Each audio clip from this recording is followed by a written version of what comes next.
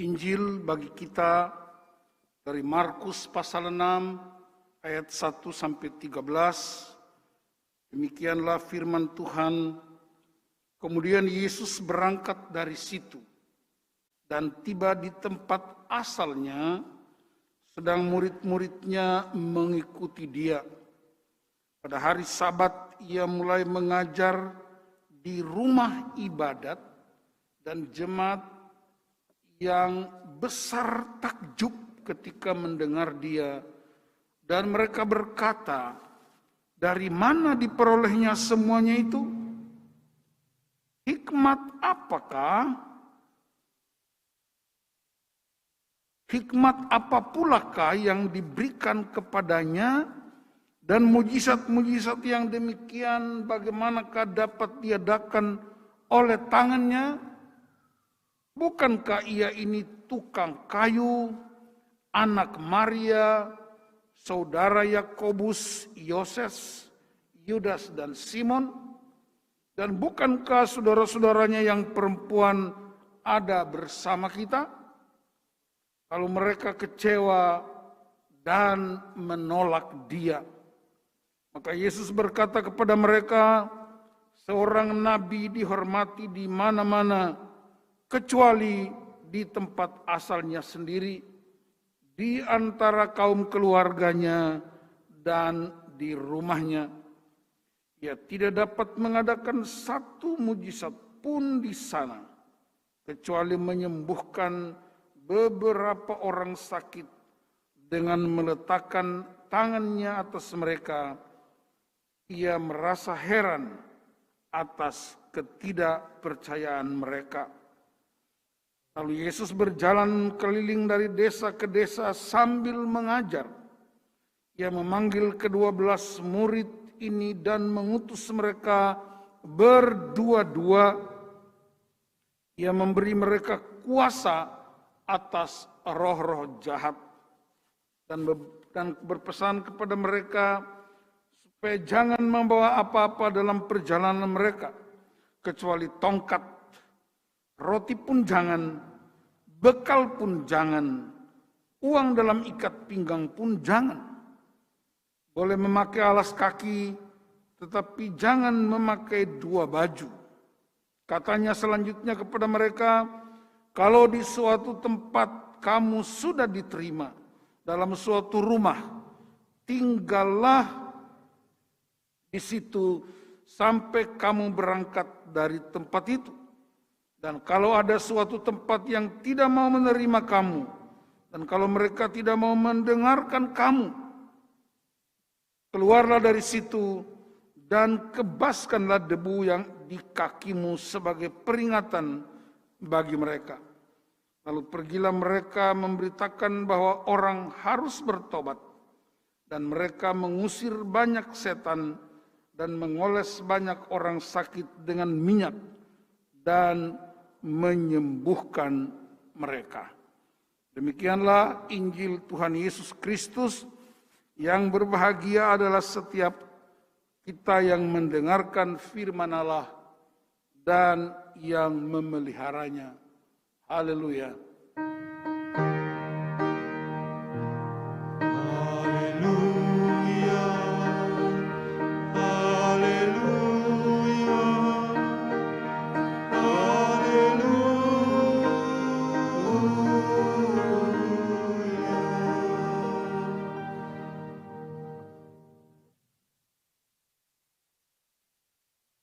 Jemaat yang dikasihi Tuhan Yesus Kristus, baik yang di dalam gedung gereja, para pelayan dan tim IT, tapi juga jemaat di rumah. Ini dari mimbar ke audiensnya cukup jauh, dan kemarin pagi kami semua pelayan hari ini menjalani PCR dan semuanya dinyatakan negatif. Nah, izinkan saya membuka masker untuk beberapa menit.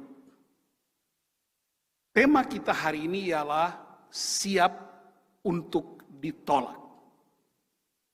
Teks yang digunakan ialah Markus 6 ketika Yesus bersama murid-murid datang ke Nazaret, tempat di mana dia dibesarkan. Jadi ini bukan pulang kampung, ini juga bukan mudik, tapi dia datang sebagai seorang rabi. Karena tradisi masyarakat Yahudi, para rabi bersama murid-murid senang sekali berjalan keliling dari desa ke desa, kota ke kota, untuk mengajarkan umatnya.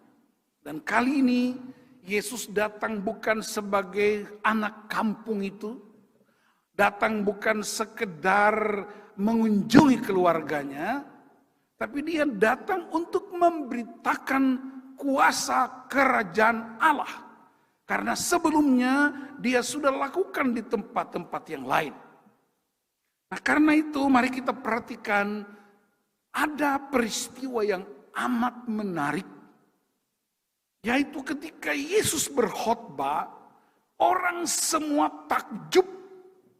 Orang semua mengalami kedahsyatan, respons yang luar biasa tentang pengajaran-pengajaran Yesus yang berbeda dengan rabi-rabi yang lain. Tetapi dia juga membuktikan bahwa kuasa firman-Nya sudah menyembuhkan, memulihkan begitu banyak orang yang mendengarnya. Tetapi terjadi sebuah malapetaka yang hebat.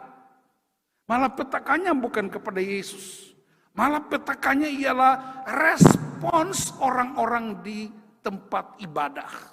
Orang-orang di kampung Nazaret itu, mereka berespons yang amat berbeda di tempat yang lain. Mereka kecewa dan menolak Yesus. Saudara-saudaraku, ada seorang hamba Tuhan namanya Charles Stanley. Dalam penelitiannya, dalam pengalaman-pengalaman pelayanan, dia temukan ada 3 kebutuhan jiwa manusia yang sangat urgen. 3 kebutuhan jiwa. Yang pertama ialah sense of belonging atau kebutuhan untuk dikasihi dan dimiliki. Kebutuhan yang kedua ialah sense of worthiness, yaitu kebutuhan ingin dihargai dan dianggap layak, diterima. Dan yang ketiga, sense of competence, yaitu kebutuhan untuk dipercayai dan menghormati potensi yang mereka miliki. Jadi itu 3 kebutuhan dasar. Kebutuhan ingin dimiliki, kebutuhan ingin dihargai, dan kebutuhan untuk diakui. Nah, kebutuhan-kebutuhan ini salah satunya kalau tidak dipenuhi, maka orang itu merasa ditolak. Nah, mari kita periksa sejak kapan penolakan itu terjadi. Yang pertama bisa terjadi sejak dalam kandungan. Kandungan seorang wanita bisa ditolak. Bisa ditolak oleh keluarganya karena mungkin kandungannya terjadi di luar kekudusan pernikahan gereja. Anak itu bisa ditolak. Yang kedua, bisa ditolak karena kerinduan untuk punya anak yang berjenis kelamin tertentu. Ternyata yang lahir jenis kelaminnya berbeda dengan harapannya. Itu namanya penolakan. Yang ketiga, dia bisa ditolak ketika dia sedang bertumbuh. Waktu masih balita, dia tidak diberi ruang yang bebas menikmati hubungan dengan ayahnya atau ibunya. Dia juga bisa ditolak juga ketika menjalani masa remaja, pemuda. Hidupnya mungkin meresahkan dan dia dianggap bukan anak. Ada juga ketika mereka sudah menjadi lansia, bikin repot saja anak-anak, bikin repot cucu-cucu, dan karena itu diserahkan ke panti jompo atau dipulangkan ke kampung. Bahkan kita pernah dengar pernah satu peristiwa, satu keluarga yang membawa neneknya di kursi roda dan ditaruh di pinggir tol di daerah Tomang. Itu namanya penolakan. Yang paling sering kita alami penolakan karena faktor gender. Di suku tertentu, kalau belum punya anak pria, dia berjuang terus untuk dapatkan anak pria. Seolah-olah anak wanita itu bukan manusia. Itu penolakan karena gender. Orang ada mengalami penolakan karena fisik. Lahirnya mungkin cacat, mungkin dia cacat ganda, ya ada kebutuhan-kebutuhan khusus, lalu mereka tolak dia, dan karena itu diserahkanlah kepada gereja atau diserahkan ke panti asuhan. Ada juga ditolak karena dianggap pendidikannya rendah, tidak memenuhi standar akademis masyarakat. Bisa ditolak juga karena kondisi ekonomi yang terbatas, dianggap miskin.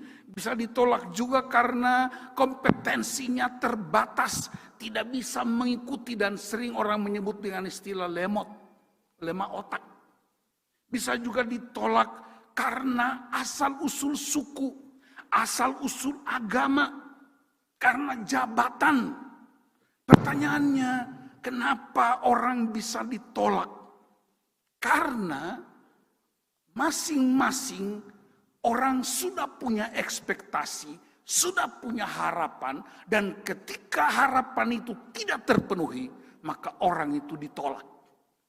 Seorang suami bisa menolak istrinya karena dia punya ekspektasi begitu hebat buat istrinya. Saya berharap istri saya begini, dan ketika istrinya tidak memenuhi ekspektasi, dia kecewa dan dia berkata, aku menyesal kawin sama kamu. Itu sering terjadi, dan dalam pelayanan penggembalaan di berbagai tempat. Saya saya sangat sedih mendengar situasi. Ada seorang istri yang menolak suaminya karena tiba-tiba suaminya kehilangan pekerjaan, tidak bisa mendapatkan hasil yang memadai. Bahkan keluarga bisa tolak keluarga ini karena bertahun-tahun menikah, mereka belum punya keturunan.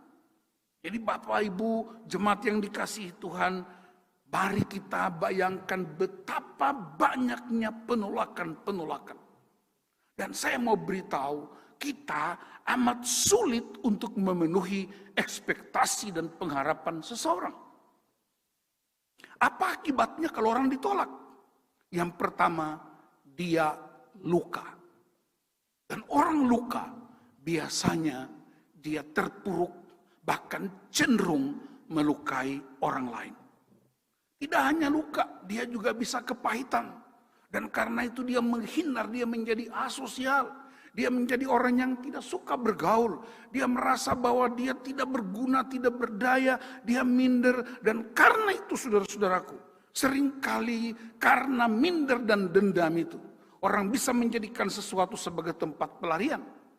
Ketika dia masih kecil, orang tuanya dihina karena pendapatannya kurang pas, ekonomi mereka kurang, lalu kemudian tidak dianggap dalam kampung itu, lalu kemudian ibunya berkata, nah kamu harus sekolah tinggi-tinggi, kamu harus punya banyak uang, supaya kita dianggap orang. Jadi sebelumnya apa? Bukan orang.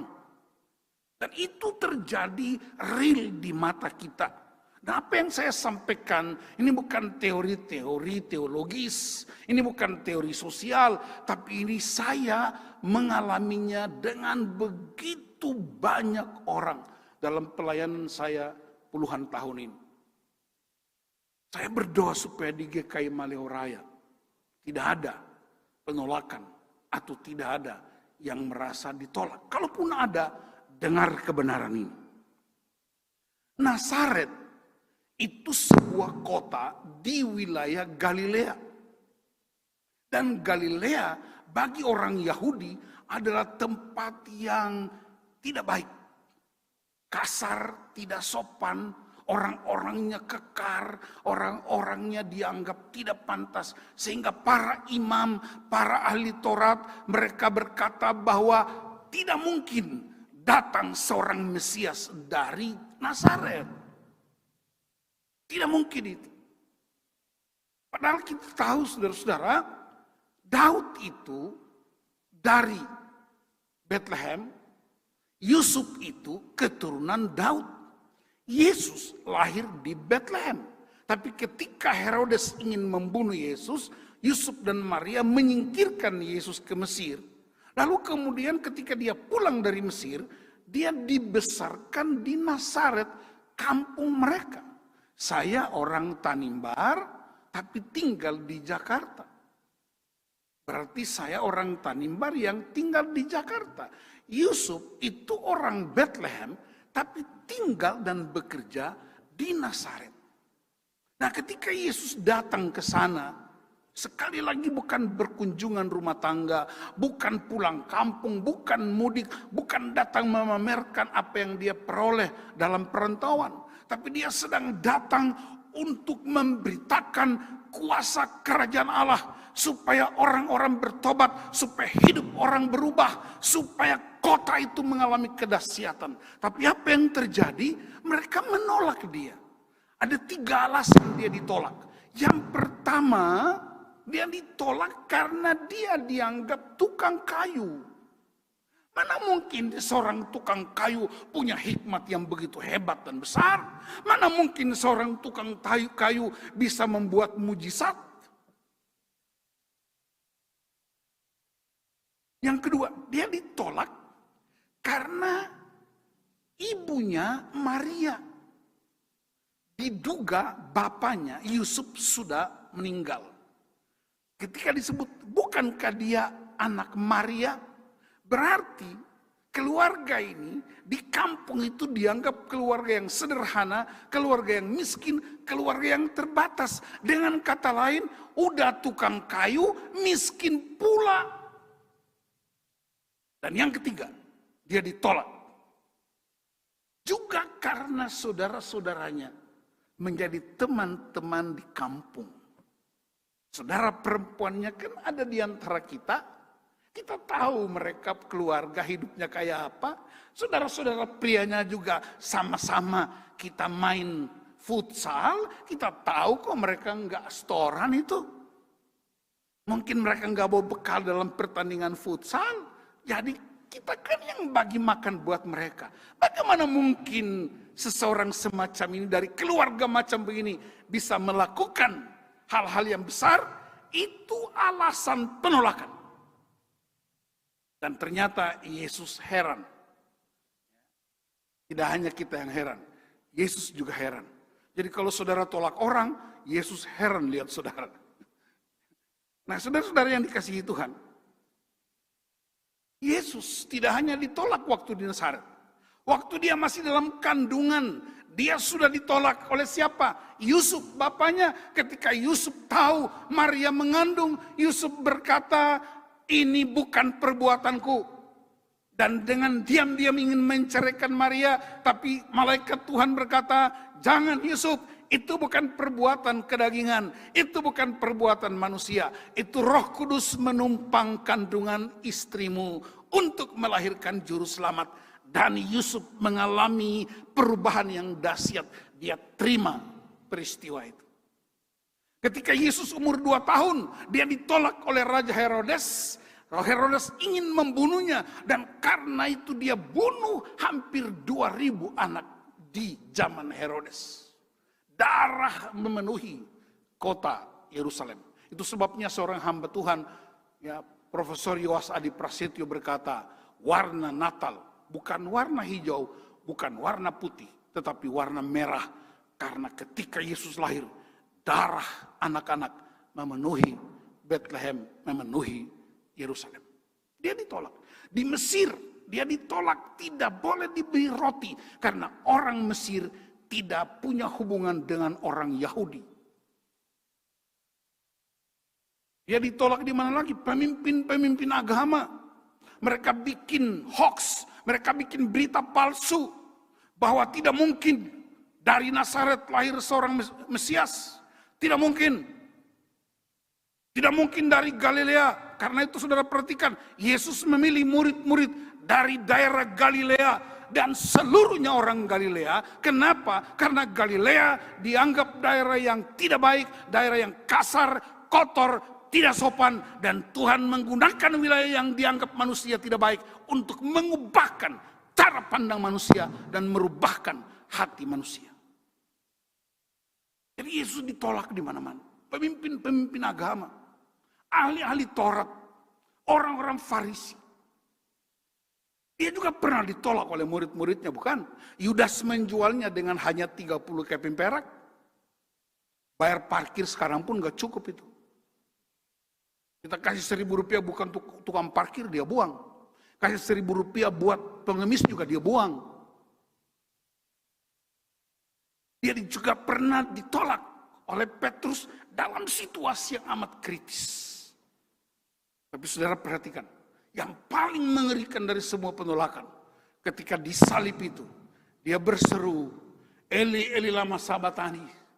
Ya Bapa, mengapa engkau meninggalkan aku? Bapa tidak meninggalkan dia, tapi Bapa hanya memalingkan wajah karena Bapa jijik atas dosa Anda, dosa saya yang ditanggungkan ke atas tubuhnya. Hari ini saudara-saudara, mungkin engkau pernah merasa ditolak dari semua uraian singkat saya tadi. Kalau Anda pernah ditolak, saya ingin beritahu peristiwanya. Dalam silsilah Tuhan Yesus, Matius pasal 1, ada sejumlah nama yang menurut pandangan manusiawi kita sangat tidak pantas menjadi keturunan Yesus. Penulis Matius mendapat hikmat dari Tuhan untuk membongkar semua kemunafikan orang-orang Yahudi, membongkar semua kedegilan hati orang Farisi, para imam. Dia hendak berkata, kalau kamu merasa kamu bangsa yang dipilih, kamu merasa bangsa yang terhormat karena dipilih Allah, dengar aku beritahukan, keturunanmu, nenek moyangmu, siapa mereka? Ditulis di Alkitab. Ada nama Yehuda dalam Matius 1. Yehuda adalah pemerkosa mantunya sendiri. Siapa? Tamar. Tamar itu mantunya Yehuda. Dan Tamar menyerahkan dirinya sebagai seorang PSK. Dan dia melahirkan seorang anak yang kemudian keturunannya turun. Kita dengar ada nama siapa? Ada nama Rahab. Rahab adalah seorang pelacur yang diselamatkan karena menyelamatkan 2 orang pengintai orang Israel sebelum mengalahkan Yeriko. Nama siapa lagi yang disebutkan? Rut. Rut itu perempuan Moab. Dan Moab berada di luar otoritas bangsa Israel. Dianggap bangsa kafir. Kita dengar ada seorang wanita Batseba, istri Uria, yang mau menyerahkan dirinya kepada Raja Daud. Dan Uria mengalami pembunuhan di peperangan. Kita dengar ada pria-pria yang nama-nama mereka termasuk Daud sendiri. Untuk menunjukkan bahwa kebanggaan suku, kebanggaan asal-usul bukanlah harga yang hebat bagimu. Tapi hargamu, harga yang paling dahsyat dan hebat ialah ketika Kristus melakukan pertukaran yang sempurna di atas kayu salib. Ketika engkau merasa ditolak, mungkin karena asal-usul sukumu, mungkin karena pekerjaanmu, mungkin karena kebutuhan ekonomimu, mungkin karena hartamu, mungkin karena keadaan fisikmu. Dengar saya beritahu, pandang salib itu, karena di salib itu sudah terjadi pertukaran yang sempurna. Yesus ditolak supaya aku diterima dan dihargai. Keberhargaan kita tidak diletakkan pada asal-usul suku. Keberhargaan kita tidak diletakkan pada jenis kelamin. Tidak diletakkan pada harta jabatan dan tingkat pendidikan. Keberhargaan kita ialah salib Kristus yang sempurna. Dan itu tanda bahwa dia begitu mengasihi kita. Tidak ada manusia yang bisa memenuhi kebutuhan sense of belonging kita. Tidak ada manusia yang bisa memenuhi kebutuhan worthiness kita. Tidak ada manusia yang memenuhi kebutuhan kompetensi kita. Hanya Yesus Kristus yang sanggup memenuhi. Apa buktinya? Dia memilih salib sebagai tempat untuk menunjukkan semua kebutuhan kita, kebutuhan jasmani, kebutuhan jiwani, kebutuhan rohani, itu diterima dan dihormati oleh Kristus. Karena itu mari kita putuskan, ambil keputusan hari ini. Saya berharga karena hidup Kristus telah dipersembahkan untukku. Saya berharga karena Tuhan telah membebaskan aku dari semua jenis ketertolakan. Tapi kalau di antara saudara-saudara jemaat yang masih punya kecenderungan menolak orang lain, saya beritahu bertobatlah. Karena penolakan itu bukan milik Tuhan.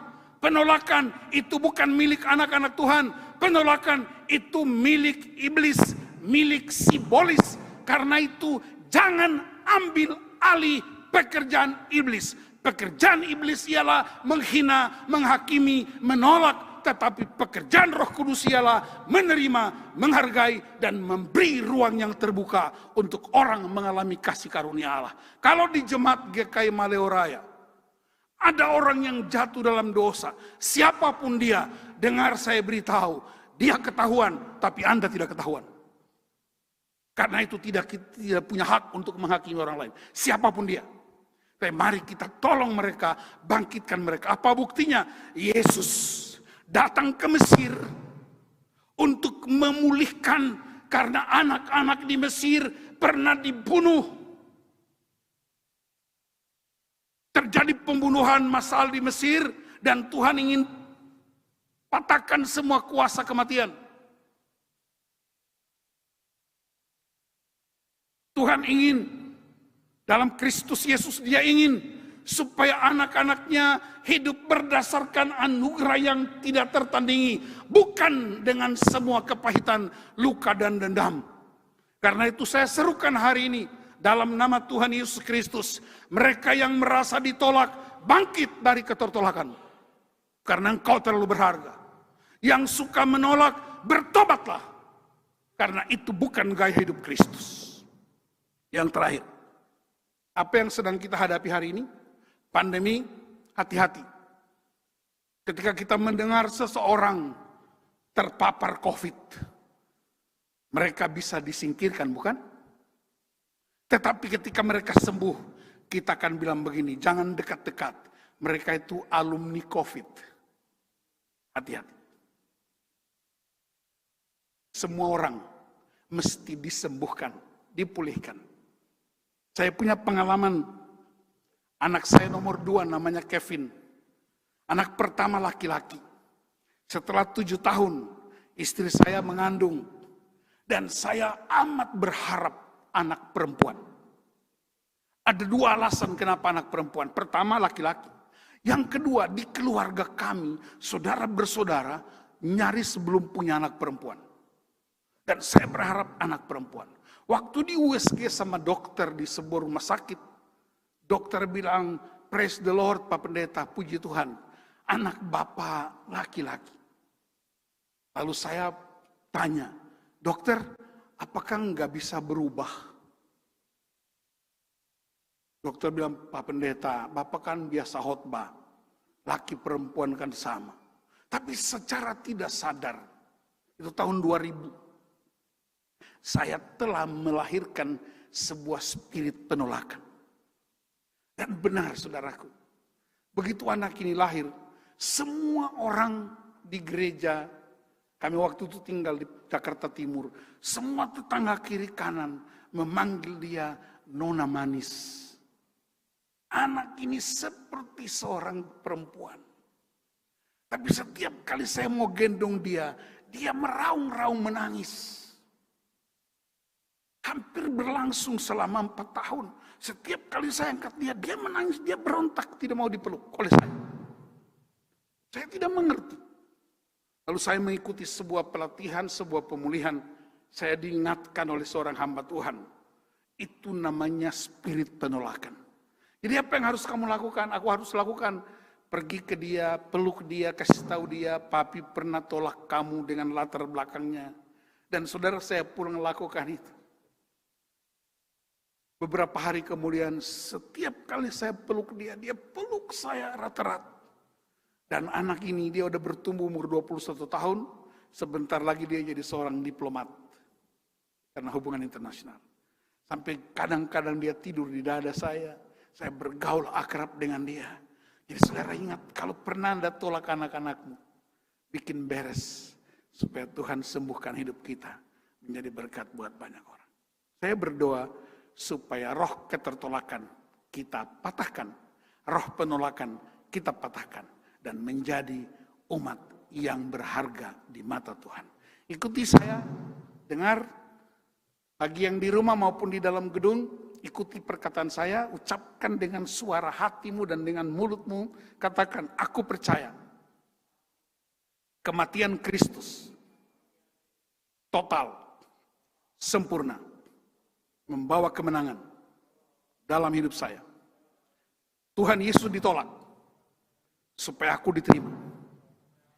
Dia mati supaya aku hidup. Dia menjalani kutuk supaya aku diberkati. Dalam nama Tuhan Yesus. Amin.